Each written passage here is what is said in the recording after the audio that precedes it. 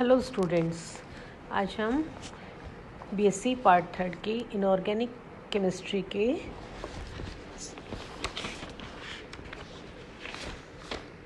Unit 3 chapter 4 electron spectra of transition metal complexes संक्रमण धातु संकुलों के इलेक्ट्रॉन स्पेक्ट्रा जो कि हमारा चल रहा है, उसी के क्रम में आज हम बात कर रहे हैं स्पेक्ट्रमी रासायनिक श्रेणी और D1 तथा D9 अवस्था के लिए ऑर्गल ऊर्जा स्तर आरेख या Orgel energy level diagram for D1 and D states. तो पहले हम बात करते हैं स्पेक्ट्रमी रासायनिक श्रेणी। किसी एक धातु आयन के लिए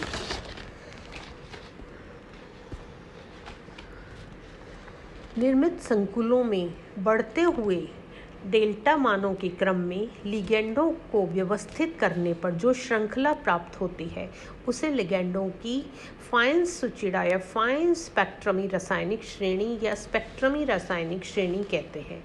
लिगेंड्स की यह श्रेणी निम्न है: IBr Cl F OH oxalate H2O से स्टार्ट होकर आपके ये NO2 और Cn-1 पर समाप्त होती है।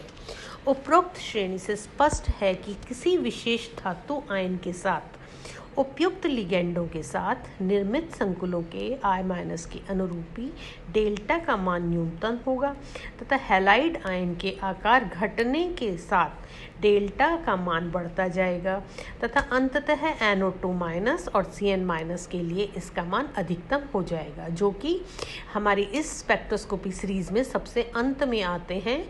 NO2 और Cn- उनके लिए इसका मान सबसे अधिकतम होगा। हैलाइड्स लिगेंड के स्थान पर यदि Cn- लिगेंड का संकुल बनाया जाए तो डेल्टा का मान बढ़कर लगभग दुगना हो जाता है। स्पेक्ट्रमी रासायनिक श्रेणी की उपयोगिता यह है कि इस श्रेणी की सहायता से किसी भी धातु आयन के विभिन्न लिगेंडों से निर्मित संकुलों के दृश्य क्षेत्र से अवशोषण स्पेक्ट्रमों की आपेक्षिक आवृत्तियां तथा डी कक्षकों के विभाजन की सीमा का अनुमान लगाया जा सकता है। जैसा कि हम मेटल और लिगेंड के ओवरलैपिंग में T2G ऑर्बिटल्स का हम देखते हैं कि भरे हुए धातु T2G कक्षकों से रिक्त लिगेंडों के कक्षक में किस प्रकार से इलेक्ट्रॉनों का गमन होता है। हैलाइडों के क्रम में स्थिर विद्युत प्रभाव के आधार पर अपेक्षित क्रम के अनुरूप है, क्योंकि इन पर आवेश घनत्व आगामी क्रम में I- Br- Cl- F- यानी हैलाइड्स के इस क्रम में रहता है। अतः जिस दिशा में आकार घटेगा उस दिशा में आवेश का घनत्व बढ़ता चला जाएगा। अब ऋणावेशित OH- अथवा O परमाणु अपने भरे हुए P कक्षक में इलेक्ट्रॉन युग्म को धातु पर उपलब्ध खाली T2G कक्षक के साथ सहभाजित कर लेता है, जिससे ऋण आवेश OH- से धातु के और स्थानांतरित हो जाता है। मतलब कि वो धातु की तरफ स्थानांतरित हो जाता है या उस पर ट्रांसफ़र हो जाता है। परिणामतः या इसके कारण OH- तथा धातु आयन दोनों पर आवेश की कमी आ जाती है, और इस आवेश की कमी से जिससे इस ऋणायन का क्रिस्टल फील्ड प्रभाव अपेक्षा से अधिक दुर्बल हो जाता है। अब हम बात करेंगे D1 तथा D9 अवस्था के लिए ऑर्गल ऊर्जा स्तर आरेख या Orgel energy level diagram for D1 and D9 state. संक्रमण धातु या ट्रांजिशन मेटल्स संकुलों के इलेक्ट्रॉनिक स्पेक्ट्रमों के सैद्धांतिक व्यवस्था के लिए ऑर्गल आरेखों को काम में लिया जाता है। जैसा कि हमें मालूम है कि ऊर्जा स्तरों के मध्य इलेक्ट्रॉनिक संक्रमण के कारण अवशोषण बैंड उत्पन्न होते हैं, और इन बैंडों की स्थिति ऊर्जा स्तरों के अंत पर निर्भर करती है। संकुल की ज्यामिति, केंद्रीय धातु आयन का इलेक्ट्रॉनिक विन्यास तथा ऑक्सीकरण अवस्था, लिगेंडों द्वारा उत्पन्न क्षेत्र की प्रबलता कुछ ऐसे घटक हैं जो ऊर्जा स्तरों के अंतर को प्रभावित करते हैं। अतः हम ये जानने का प्रयत्न करते हैं कि एक विशेष इलेक्ट्रॉनिक विन्यास से संबद्ध ऊर्जा पदों को विभाजन किसी विशेष ज्यामिति के लिए किस प्रकार का होता है। फील्ड की प्रबलता बढ़ाने पर पदों की ऊर्जा किस प्रकार से ये प्रभावित होती है। किसी संकुल के लिए ऊर्जा स्तर आरेख का निर्माण करने के लिए जो सरलतम विधि काम में ली जाती है उसे ही हम स्वतंत्र आयन के इलेक्ट्रॉनिक विन्यास D1 से संबंध से सभी ऊर्जा पद लिख लिए जाते हैं और फिर अंतर इलेक्ट्रॉनिक प्रतिकर्षण का प्रभाव हम देखते हैं। अंत में क्रिस्टल फील्ड के प्रभाव का बारे में हम बात करते हैं या उसका हम अध्ययन करते हैं, जिसमें कि D1 विन्यास वाले धातु आयन का हम आसानी से अध्ययन कर सकते हैं या उसके बारे में हम पता कर सकते हैं, क्योंकि यही एक इलेक्ट्रॉन होने के कारण इलेक्ट्रॉन के मध्य कोई प्रतिकर्षण नहीं पाया जाता है। अतः D1 विन्यास के लिए केवल एक पद जो कि 2D प्राप्त होता है, क्योंकि पांचों D कक्षक समान ऊर्जा की हैं तथा इलेक्ट्रॉन द्वारा इनमें से प्रत्येक का अधिग्रहण करने की प्रायिकता समान होती है, जबकि S, P, D, F आदि पदों की तरंग फलनों की सममिति या उनकी सिमेट्री वही होती है जो कि S, P, D, F orbitals के तरंग फलनों की पाई जाती है। एक ऑक्टाहेड्रल क्षेत्र में किसी भी D पद का विभाजन उसी प्रकार से होता है जैसा कि D कक्षकों के समूह का पाया जाता है।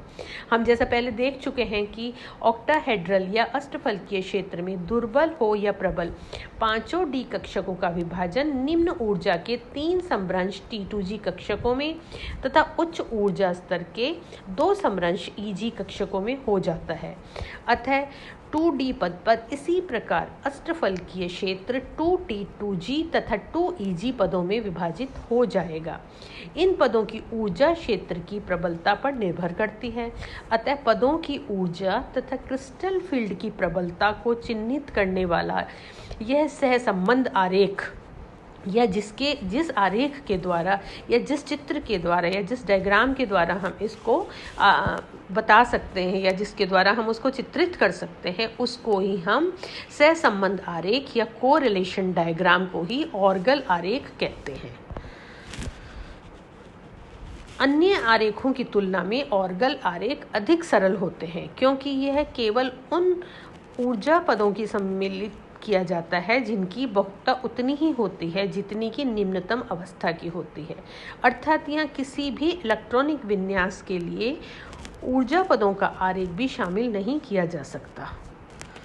जैसे कि हम यहाँ पर इस डायग्राम में देख रहे हैं, D1 के लिए ऑर्गल आरेख जो है अष्टफलकीय क्षेत्र में Ti+3 या D1 आयन के लिए ऑर्गल आरेख चित्र इसमें हमने देखा जैसा कि इस डायग्राम में बताया गया है। क्रिस्टल फील्ड की अनुपस्थिति में D1 विन्यास को दर्शाने वाला सममिति लेवल केवल सिमेट्री लेवल होता है, जबकि 2TD द्वारा लिखा जाता है, जबकि धातु आयन का अष्टफलकीय क्षेत्र लगाने पर पद निम्नतम अवस्था जो कि 2T2G ऊर्जा स्तर पर उत्तेजित अवस्था प्रदर्शित करने वाले 2EG ऊर्जा स्तर से अविभाजित हो जाती है। जैसा कि हम देखते हैं कि 2D पद का यह विभाजन बिल्कुल D कक्षकों के विभाजन जैसा ही है, जैसा कि हमने D1 इलेक्ट्रॉनिक विन्यास वाले धातु आयन को अष्टफलकीय क्षेत्र में T12G निम्नतम अवस्था या उसकी ग्राउंड स्टेट तथा E1G उसकी एक्साइटेड स्टेट जैसा कि प्राप्त होती है, हमने देखा था। क्रिस्टल क्षेत्र की प्रबलता बढ़ने के साथ साथ इन ऊर्जा स्तरों के मध्य ऊर्जा अंतर भी बढ़ता चला जाता है। ये हमने D1 के लिए उसका ऑर्गल आरेख देखा। इसी तरह से D9 के लिए ऑर्गल आरेख जैसा कि हमें ये इस डायग्राम में हमने देखा है कि D9 के लिए इसमें एक इलेक्ट्रॉन के स्थान पर एक रिक्तिका या वैकेंसी होती है जिसे कि होल कहते हैं, जो कि अष्टफलकीय क्षेत्र में D कक्षक निम्न ऊर्जा के T2G तथा उच्चतर ऊर्जा के लिए EG कक्षकों में विभाजित होते हैं। D9 विन्यास वाले Cr+2 जैसे धन आयन के लिए विभाजन के पश्चात T2G कक्षक पूर्ण रूप से भरे रहेंगे तथा शेष 3 इलेक्ट्रॉन EG कक्षकों के स्थान ग्रहण करेंगे, जिससे संकुलित Cr+2 का विन्यास T2G6 और Eg3 हो जाएगा। अगर इसको हम दूसरे शब्दों में कहें या दूसरे शब्दों में हम इसको समझें तो Cr+2 की निम्नतम अवस्था के लिए Eg ऊर्जा स्तर पर पाया जाएगा। यदि एक छिद्र को हम इसके द्वारा प्रदर्शित करते हैं तो Cr+2 की निम्नतम अवस्था Eg*1 तथा निम्नतम ऊर्जा पद 2Eg द्वारा दर्शाया जा सकता है। जैसा कि D1 विन्यास के लिए 2T2G 2EG और D9 विन्यास के लिए छिद्र का स्थानांतरण 2EG से 2T2G में हो जाता है या होता है। अष्टफल के क्षेत्र के लिए ये हमने D9 तथा चतुष्फल के क्षेत्र के D1 विन्यास के लिए हमने ये इसका ऑर्गल डायग्राम या ऑर्गल आरेख देखा। ये दोनों ऑर्गल आरेखों में इनमें समानता या असमानता इस प्रकार से हम प्रदर्शित कर सकते हैं।